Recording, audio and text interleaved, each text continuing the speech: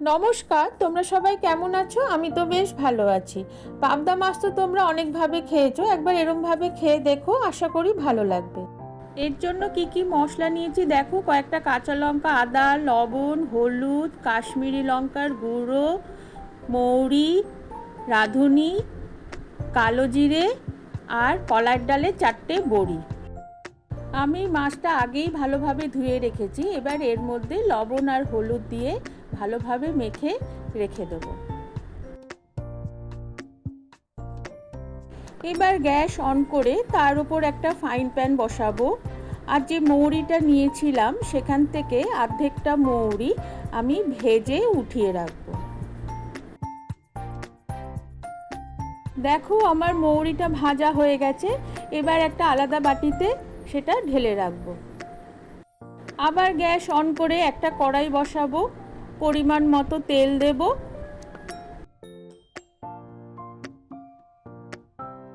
দেখো আমার তেল গরম হয়ে গেছে। এবার একে একে মাছগুলো ভেজে একটা প্লেটে উঠিয়ে রাখবো। দেখো আমার সবকটা মাছ ভাজা হয়ে গেছে।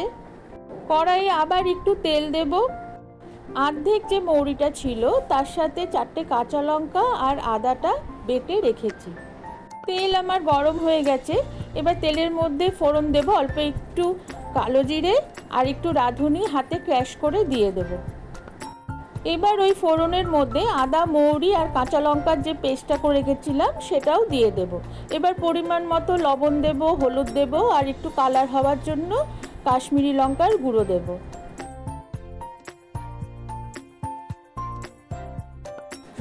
এবার অল্প একটু জল দিয়ে মশলাটা কষাতে থাকবো। আমার মশলাটা কষানো হয়ে গেছে।